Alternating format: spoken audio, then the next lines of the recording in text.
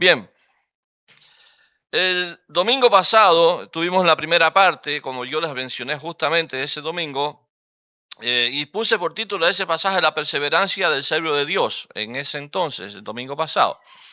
Y hoy día vamos a ver la perseverancia, razones y promesas eternas. Así le puse por título. Perseverancia, la perseverancia, razones y promesas eternas. Y estuvimos viendo un solo punto el domingo pasado. No sé si alguno recuerda cuál fue el punto. Si no, voy a poner mi... eh, ¿Recuerdan cuál fue el punto? Un mandato a esforzarse. ¿Ya? Ahora sí, ya lo recordaron. Esfuérzate, como dice allí el pasaje, el primer versículo. Tú pues, hijo mío, esfuérzate en la gracia que es en Cristo Jesús. ¿Ya? Ahora, vamos a resumir. Vimos del 1 al 7 el domingo pasado. Vamos a resumir para que volvamos a encontrar el contexto de todo aquello, ¿ya? Entonces, el título fue la perseverancia del siervo de Dios y el primer y único punto fue el mandato de esforzarse, versículo 1 al 7. Ahora, vimos lo siguiente: esfuérzate en la o por medio de la gracia del Señor Jesucristo, no con tus fuerzas ni con tu experiencia. También vimos, usa la palabra de Dios para ello. Y esta enseña a hombres idóneos, fieles, idóneos para enseñar a otros. Una analogía de un maestro, ¿ya? Que es fiel y que enseña a otros la palabra del Señor. Otra analogía, esfuérzate como lo hace un soldado, en plena obediencia a su superior, que cumple este llamado con devoción. También vimos, esfuérzate como lo hacen los atletas, que buscan ganar el trofeo, pero deben hacerlo legítimamente. Además, esfuérzate como lo hace el labrador, que siembra, que trabaja, que se sacrifica para esperar la cosecha de su trabajo con paciencia y esfuerzo. Su meta es el fruto de lo que anhela.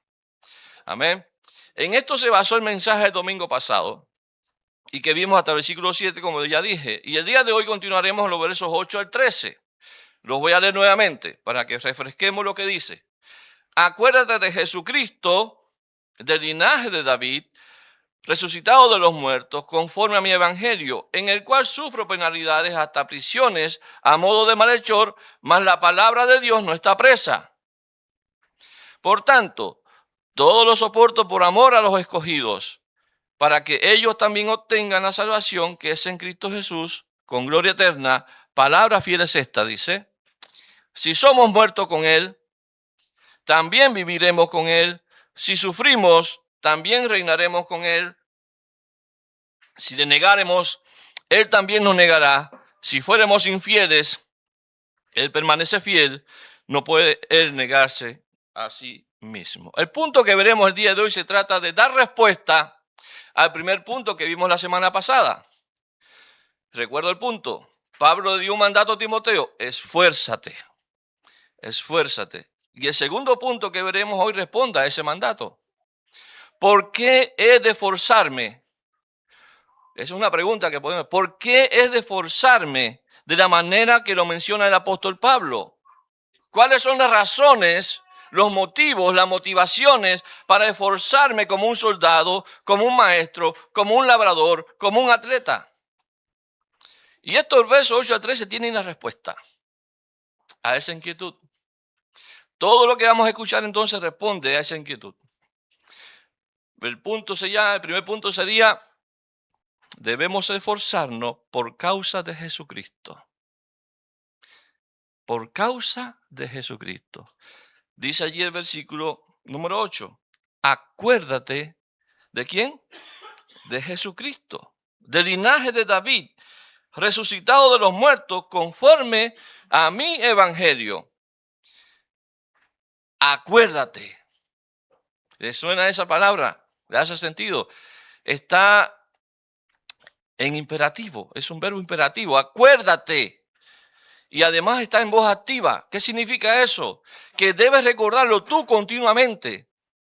Usted debe recordar continuamente Y es algo que debe prevalecer toda la vida, no solo en el servicio o ministerio. Acuérdate de que no se trata este servicio o este ministerio de cualquiera. Le está diciendo Pablo a Timoteo. Se trata de servir, de obedecer al Señor Jesucristo. A nuestro Señor, al Salvador, el que murió en la cruz, pero que vive, porque al tercer día resucitó. A ese, o es a Jesucristo a quien sirves, Timoteo. Ese es el motivo por el que tienes que esforzarte, porque esto no se trata de a cualquier persona que tú le vas a servir o que le estás sirviendo. Se trata de nuestro Señor y Salvador Jesucristo. Y no podemos tomarlo, quizás Pablo podría decirlo y agregarlo, no podríamos tomarlo a la ligera. Ni Timoteo pudo tomarlo a la ligera porque Pablo se lo estaba instruyendo como un imperativo. Acuérdate que esto es para Cristo. Ni nosotros tampoco podemos tomarlo a la ligera cuando servimos al Señor. A ese Jesucristo a quien tú sirves, Timoteo, es al Señor. Por eso te estoy ordenando que lo hagas conforme a mis palabras, porque es para el Señor. Jesús debe ser, amado hermano, escuche bien, Jesús debe ser siempre lo primero en tu vida. Jesucristo debe ser, Timoteo, lo más preciado para ti. Por eso acuérdate de Él, porque Él también sufrió penalidades. Fue un maestro de la palabra, fue un labrador de nuestras almas, el que preparó el terreno para que recibamos el fruto de su sacrificio. Y lo hizo legítimamente. Como un buen atleta, no hubo desobediencia en él. Y en la primera carta del apóstol Pedro, en el capítulo 2, verso 20 al 22, dice lo siguiente. Pues, ¿qué gloria es si pecando sois abofeteados? Dice el apóstol Pedro, y lo soportáis. Mas si haciendo lo bueno sufrís y lo soportáis, esto ciertamente es aprobado delante de Dios. Bien. Pues para esto fuiste llamado. A eso no nos gustó, ¿no? Pues para esto fuiste llamado. Me acuerdo de las palabras de Jesús. Quien te dé una mejilla, muéstrale la otra, ¿verdad? Una mejilla, muéstrale la otra. Pues Cristo padeció por nosotros, dejándonos ejemplo para que sigáis sus pisadas, el cual no hizo pecado ni se halló engaño en su boca. Pablo dice a Timoteo, mira a Jesús, acuérdate de Jesús, mira a Jesús, acuérdate de él porque según la carne vino a ser hombre siendo Dios. Se humilló a sí mismo por amor a nosotros. Pero no solo eso, del linaje de David, dice allí Pablo en el pasaje, en el versículo 8, del linaje de David, o sea, de una familia real. Esto habla claramente de la majestad del Señor Jesucristo. Su majestad, el Señor Jesucristo. No es cualquiera, es Rey de Reyes y Señor de Señores. Es Jesús, es el Rey Jesús, cuyo reino no es de este mundo, sino su reino es eterno. Qué privilegio tenemos de servir a un Señor, a nuestro Señor y Salvador, que no es cualquiera. De predicar su palabra, de enseñar a otros, de luchar, de ser pacientes y disciplinados. Qué privilegio hacerlo por el Señor, por amor a Él, no por imposición. Incluso sufrir por su causa. Esta es la primera razón y la primordial. La de mayor peso en estos argumentos que presenta Pablo. Pero las demás tienen también su importancia. Porque todos los verbos que usa Pablo aquí están en imperativo. Son órdenes, no son sugerencias. Acuérdate, hermano, acuérdate del Señor. Acuérdate de quién es tu Señor. En tu vida diaria, acuérdate de Jesucristo. En tu servicio, en lo que haces. Ya ahora le dice Pablo a Timoteo una segunda razón. Verso 9. En el cual dice, sufro penalidades hasta prisiones a modo de malhechor, mas la palabra de Dios no está presa. Perdón. En segundo lugar, por causa de la palabra de Dios. Esfuérzate, Timoteo, como soldado, como atleta, como labrador, como buen maestro, por causa de Jesucristo, pero también por causa de la palabra de Dios, pero en relación a su proclamación. Dice, en el cual sufro penalidades, porque la palabra de Dios no está presa. Pablo estaba preso, ¿cierto? Lo habíamos dicho ya, cuando hicimos dimos un breve contexto de la carta. Pero la palabra de Dios no está presa. Él aún en prisión compartía la palabra, predicaba la palabra de Dios, predicaba el evangelio de un Cristo resucitado. Fue el centro de la proclamación apostólica. Cristo resucitó. Yo sirvo al Señor, pero aún así estoy preso por esta causa, dice Pablo a Timoteo. Porque los impíos, los que no son de Cristo, la palabra de Dios le confronta con su pecado, con sus motivaciones, y no lo quieren recibir o aceptar. Estoy preso por eso, por predicarle a ellos y a todos la palabra de Dios. Pablo le está diciendo a Timoteo, tiene un costo servir al Señor. Tiene un costo servir al Señor. Y Pablo estuvo dispuesto a asumir ese costo. No esperes riquezas, no esperes placeres, espera rechazo, espera persecución, espera cárcel e incluso la muerte cuando eres fiel al llamado del Señor. Amado, qué difícil, ¿no? Qué privilegio tan difícil.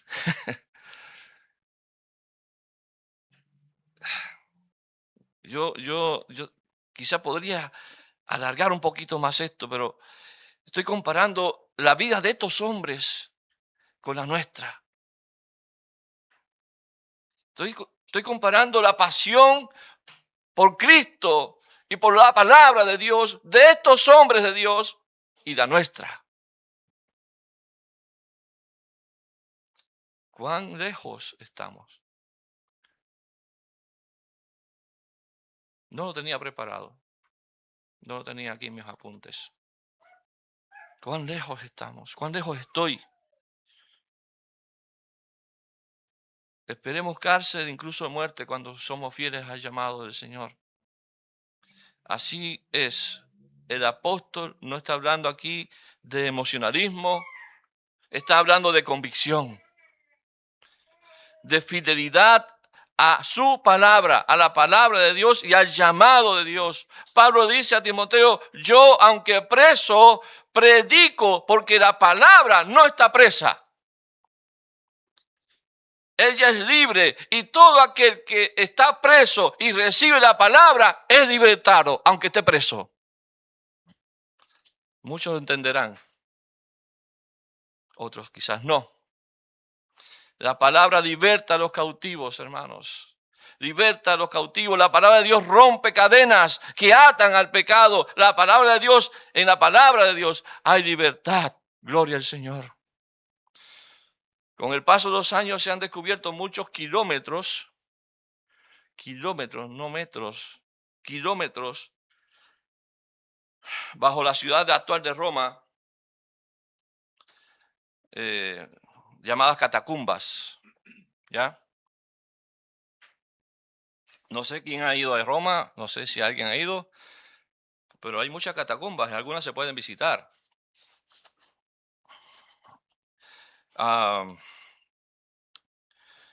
Es como un mundo subterráneo. Y allí se han encontrado con las excavaciones y varias cosas más, y algunas permanecen muy, muy notorias, frases, símbolos. Ese símbolo del pez, ahí estaban esos símbolos del pez, en esas catacumbas. Se encontraron peticiones de oración y allí estaban sepultados miles de cristianos. miles de cristianos, junto a paganos, junto a personas que eran desechadas por las comunidades de aquel tiempo. No tenían otro lugar donde morir, y allí morían los cristianos, los perseguidos, eran muertos por causa de la palabra de Dios, que un día cambió sus vidas. Porque vieron en esa predicación, en ese evangelio, una esperanza que antes no tenían. Y es lo que yo veo también en el día de hoy. La palabra de Dios nos llena de esperanza. No solamente para esta vida, sino para la venidera. Porque yo creo y yo espero en esa esperanza o en esa realidad de la vida venidera. A pesar de ellos, muchas personas murieron, pero a pesar de ello, de que trataron de ahogar la verdad, trataron de eliminar la palabra, esta permanece. Porque procede de Dios. Procede de Dios. La palabra procede de Dios. El apóstol Pedro dijo en su primera carta, siendo renacidos, no de simiente corruptible, sino de incorruptible, por la palabra de Dios, que vive y permanece para siempre. Porque toda carne es como hierba, y toda gloria de hombre es como la flor de la hierba. La hierba se seca y la flor se cae. Pero la palabra del Señor permanece para siempre. Gloria a Dios. Gloria a Dios. No es cualquier palabra. Y esta palabra es la palabra que por el Evangelio os ha sido anunciada. Fue la palabra que por el Evangelio llegó a la vida de esos que hoy día están allí en esas catacumbas, muertos y asesinados. Es la misma palabra que llegó a nuestras vidas para transformarnos. No hay otra. Jesucristo murió por nuestro pecado y resucitó al tercer día. Entonces ya hemos visto de aquí dos argumentos, dos razones por las que Timoteo y cada cristiano debe esforzarse en el Señor, y son dos razones de mucho peso, ¿verdad? Por causa de Jesucristo y por causa de la palabra que no está presa. Vamos a ver la tercera razón. La realización de la obra de Dios. La realización de la obra de Dios. En otras palabras, Timoteo, es necesario que te esfuerces para que la obra de Dios sea realizada y consumada. Pablo tenía una gran motivación, el apóstol. Él sabía a quién servía, a Jesucristo, y sabía cuál era la herramienta principal de la proclamación del Evangelio, la palabra de Dios, no la experiencia humana. Y ahora añade que es por amor a los escogidos, al pueblo de Dios, a los que han de creer para salvación. Sí, porque la salvación es por fe, y la fe es por escuchar la palabra de Dios. Vamos a ver el versículo. Verso 10. Por tanto, todo lo soporto por amor a los escogidos, para que ellos también obtengan la salvación que es en Cristo Jesús con gloria eterna. Entonces Pablo sabía esto, que cada persona y que aún no eran salvas debían recibir esta palabra que no está presa. Ellos debían creer escuchando la palabra. Por eso Pablo predicaba por amor a los que aún no creían. Allí le llama a los escogidos que aún no creían, no eran salvos aún. En Efesios capítulo 1 Pablo dice allí: bendito sea el Dios y Padre de nuestro Señor Jesucristo, que nos bendijo con toda bendición espiritual en los lugares celestiales en Cristo, según nos escogió en Cristo, antes de la fundación del mundo, para que fuésemos santos y sin manchas delante de Él, en amor, habiéndonos predestinado para ser adoptados hijos suyos por medio de Jesucristo, según el puro afecto de su voluntad. Pablo sabía de este plan, que Dios se había concertado desde antes de la fundación del mundo. Lo sabía. Pero aunque Pablo sabía de ello, era primordial predicar esa palabra de Dios. Era necesario, porque sin la palabra de Dios no hay fe. Y sin fe no hay salvación. Por eso, por amor a esos que él no sabía quiénes eran, ni mucho menos que más de 2000 años aquí estamos personas que recibimos la palabra de Dios, y esta nos confrontó, y mediante ella y la obra del Espíritu Santo hoy día creemos y somos parte de eso que Dios pensó desde antes de la fundación del mundo. ¿Usted cree que Dios pensó en usted antes de la fundación del mundo? Yo lo creo. Yo lo creo. El propósito de ello, amado, es para que ellos obtengan salvación en Cristo. Lamentablemente, tengo que decir esto, algunos creyentes de hoy día malinterpretan las Escrituras, diciendo que no es necesario predicar ni evangelizar, porque de todas maneras los que Dios escogió serán salvos. Pero aquí el mismo apóstol Pablo desmiente tal pensamiento. Él dijo, yo por amor a ellos les predico la palabra para salvación de sus almas. Yo predico para salvación de sus almas. Esa obra es de Dios y Él sabrá a quién salvar. Pero mi responsabilidad es predicar la palabra. En otras palabras es eso. Mi responsabilidad, tu responsabilidad es predicar la palabra de Dios, es evangelizar para salvación de sus almas. El mismo Señor Jesucristo escogió a Pablo para predicar a los gentiles. Repito, la fe viene por el oír la palabra de Dios. Por lo general, cuando predicamos la palabra de Dios en los velatorios, en los funerales, hace poco, miércoles, jueves y también el viernes. El miércoles Bastián, el jueves estuve yo y el viernes también estuve yo en el cementerio. Predicamos la palabra de Dios. Muchos de ellos que estuvieron ahí no creerán, aunque la escuchen. ¿Porque no son escogidos? No lo sé. Quizás porque no es el tiempo, no lo sé. No es porque, o es porque nunca creerán, porque su corazón está lejos de Dios. Y muchos dicen, Dios no me importa. Yo no creo en la vida más allá de la muerte. Algunos dicen, hasta ahí llegamos, hasta el cementerio y se acabó todo. Algunos dicen eso y bueno, los que escuchan la palabra de Dios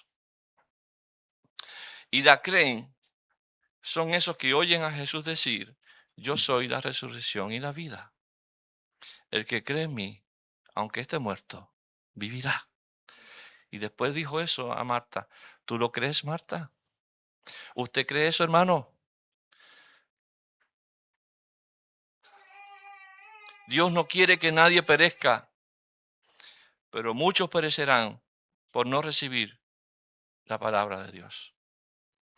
Termina el versículo 10 diciendo que esa salvación que se ha de alcanzar por la predicación del Evangelio es gloriosa y eterna. La salvación no procede de hombres.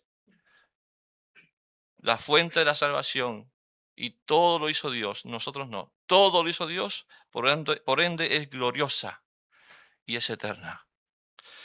Nada como eso, nada se puede igualar. El apóstol en su carta a los Filipenses dijo, y ciertamente, capítulo 3, para los que anotan, verso 8, y ciertamente aún estimo todas las cosas como pérdida por la excelencia del conocimiento de Cristo Jesús, mi Señor, por amor del cual lo he perdido todo y lo tengo por basura para ganar a Cristo.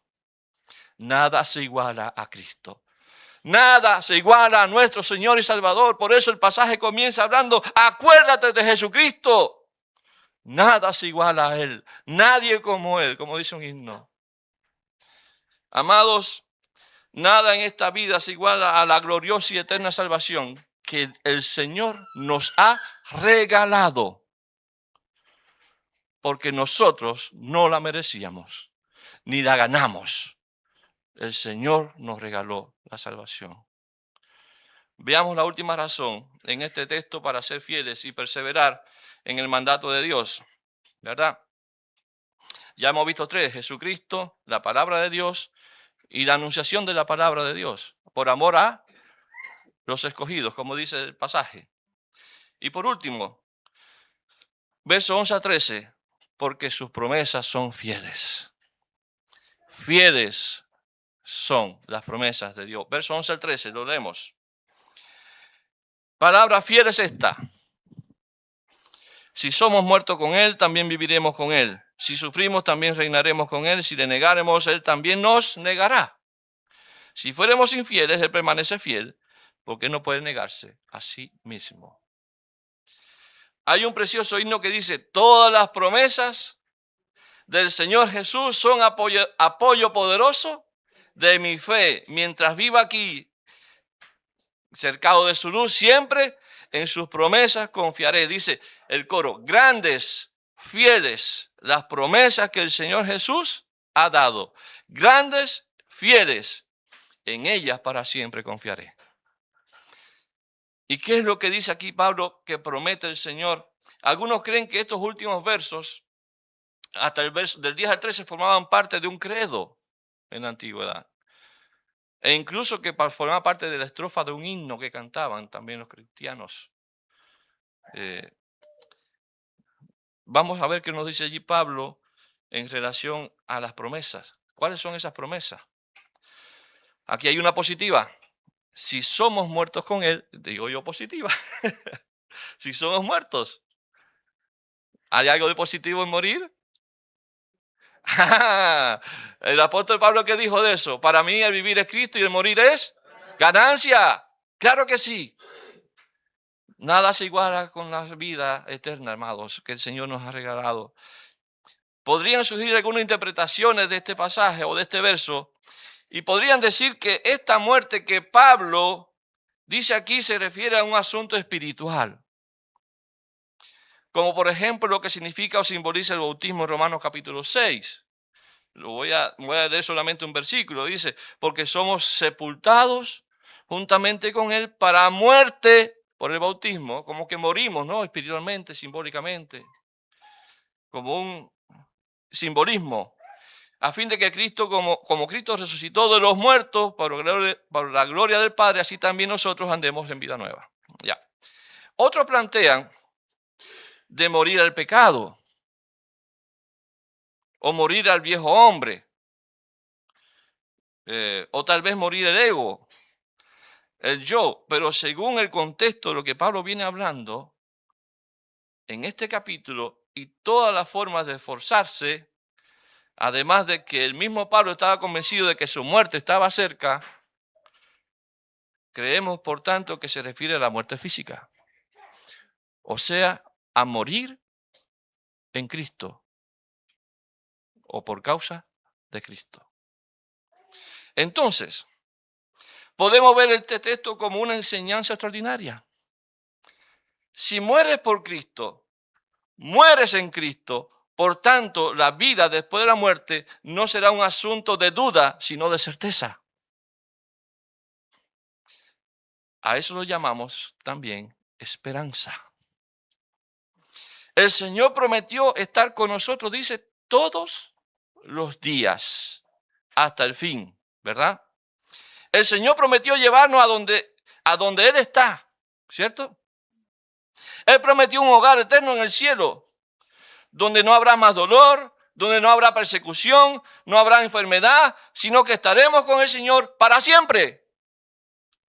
En la casa, dice, de mi Padre, muchas moradas hay.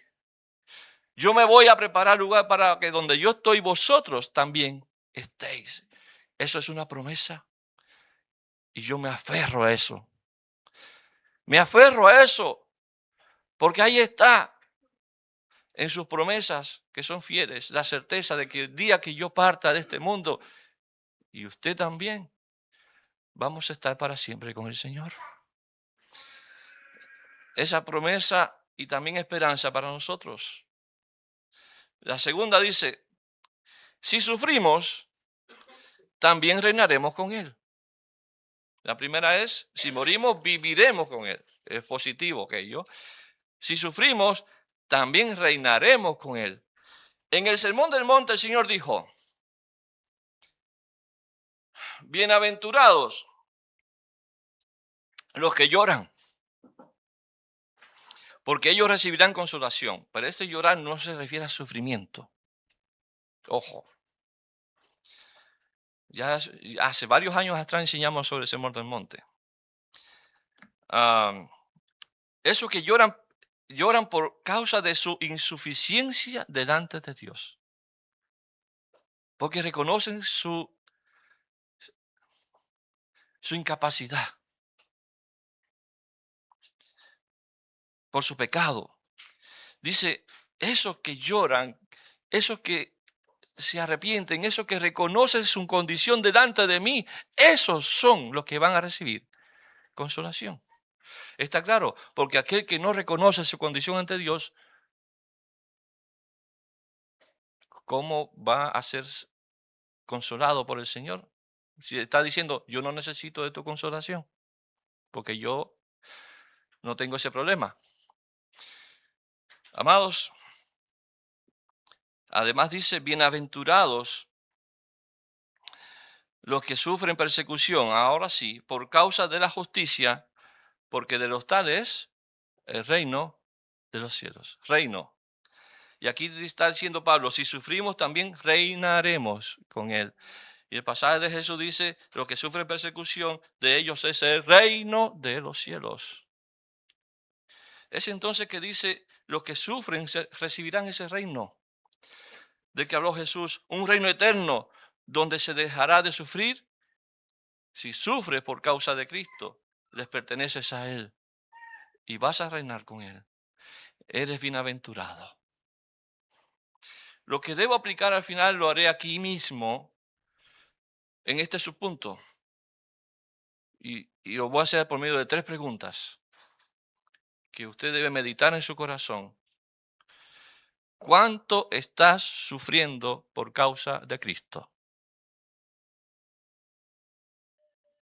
Segunda pregunta. ¿Cuánto estás llorando por causa de tu pecado? Tercera pregunta.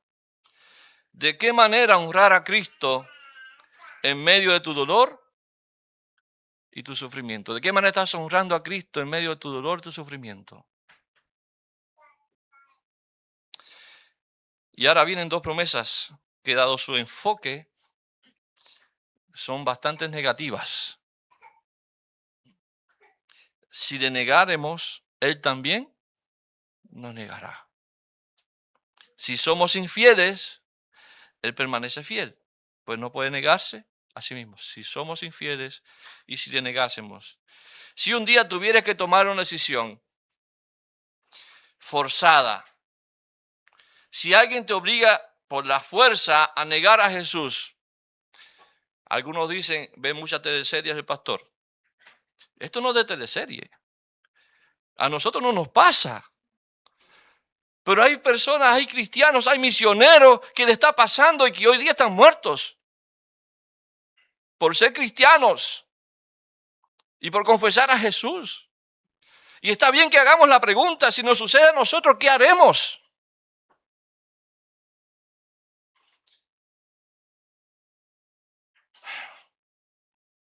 Esto es duro, hermanos, y es serio. Pablo en la cárcel no negó a Jesús para salir en libertad. Él entendía que debía ser fiel, que no debía negar su fe en Cristo. Si le niegas por salvar tu vida, entonces tu confesión de fe en Cristo era vacía y hueca. Era emocional. Hay un caso muy notorio en la Biblia, se trata de la negación de Pedro. Bueno, pastor, no puedes negarla, pero Pedro negó ¿cuánto? 3 veces. Entonces, ¿qué hacemos ahí? Yo entiendo que Pedro llevó el dolor de su negación. Dice que él lloró, ¿verdad? Y digo además que su real transformación no fue en ese momento. Su gran transformación fue al ver a Jesús resucitado. Su encuentro con Jesús. ¿Se acuerdan cuando él le preguntó, Pedro, ¿me amas? ¿Cuántas veces? Apacienta mis corderos, mis ovejas, ¿verdad? Pedro, ¿me amas? Y yo voy a hacer esa pregunta aquí, iglesia bíblica aquí reunida y que está escuchando. ¿Amas a Jesús? ¿Está tu vida, tu amor hacia el Señor Jesucristo de tal manera enraizado que nada ni nadie podrá decir o detener tu fe? Que a la hora de si alguien te obligase a decir si eres o no, si niegas o no, estarías dispuesto a decir, yo soy un hijo de Dios, yo soy de Cristo. ¿Estarías dispuesto? Mateo 10:33, y esto es una noticia tremenda, va a sonar fuerte, como campana de iglesia, va a sonar. Escúchela. Y a cualquiera que me niegue delante de los hombres, dijo Jesús, yo también le negaré delante de mi Padre que está en los cielos. Mateo 10:33, después lo buscan. De Pedro te diré que estuvo tan, pero tan cerca del Señor después de su reencuentro con Cristo. Reencuentro después que Cristo resucitó, que no dudó en ofrendar su vida por Cristo. Él también, como el apóstol Pablo, entregó su vida. Hermanos, ¿se imagina ahora usted y yo en una situación así? ¿Qué haremos? No voy al extremo de estar, no vamos a ir al extremo de que nuestra vida esté en peligro. Voy a hacerlo algo más fácil. Evalúe su vida cristiana con esta pregunta. ¿Dónde estudias o trabajas? ¿Te da temor que sepan que eres cristiano? ¿Te da temor que alguien sepa de que tú eres cristiano? Evalúa eso. ¿Y que te congregas en una iglesia? Si la respuesta es sí, conviértete a Cristo. Como Pedro. Si no dices que eres cristiano porque tu comportamiento no es adecuado a un cristiano, porque muchos se portan mal, entonces transforma tu vida por medio de la santidad, sin la cual nadie verá al Señor. Porque Él es santo. Sé santo, como dice, porque yo soy santo, dice el Señor. El apóstol Pablo nos enseñó, porque no me avergüenzo del Evangelio. No me avergüenzo del Evangelio, porque es poder de Dios para salvación. No nos avergoncemos, hermanos, de a quien creemos. Es lo más supremo, es lo más extraordinario que nos ha pasado en la vida. No puedes avergonzarte de tu Señor y de tu Salvador. Dice, si fuéramos infieles, y esta frase también trae más de una interpretación, se podría referir a nosotros los que ya somos creyentes y que de repente es una realidad, cada día está el pecado en nosotros luchando con nuestro espíritu porque aunque le fallemos, hermanos, aunque pequemos, aunque nos caigamos, Él permanece fiel. Y de seguro nos levantará, nos perdonará, nos restaurará. Amén. Eso es una interpretación. Vamos a ver la otra. Es que no, la otra interpretación es que podemos ver es que se refiere a personas infieles, no convertidas, que no son creyentes. Y aquí van a encontrar el punto de por qué. De la misma manera que el Señor salva a los que creen, de la misma manera que el Señor salva a los que creen, también condena a los que no creen. Si eres infiel, si no has creído, Él también va a permanecer fiel en actuar y en hacer lo que debe hacer, porque Dios es un Dios justo. Es amor, pero es justicia. ¿Se entendió eso? Por tanto, el Señor es fiel en ambos casos. Es fiel en restaurar a aquel que ha caído, que es su hijo, lo levantará, lo restaurará.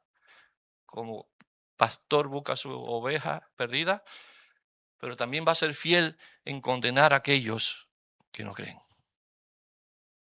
Mateo, el libro Mateo, capítulo 3, no lo tengo registrado, después del verso 16, después de ese famoso pasaje que dice, de tal manera amó Dios al mundo, que ha dado su Hijo unigénito para que todo aquel que en él cree no se pierda, mas tenga vida eterna, ¿verdad? El que ha creído en el Hijo del Hombre tiene vida eterna, pero el que no cree ya ha sido condenado porque no ha creído en el nombre del Hijo de Dios.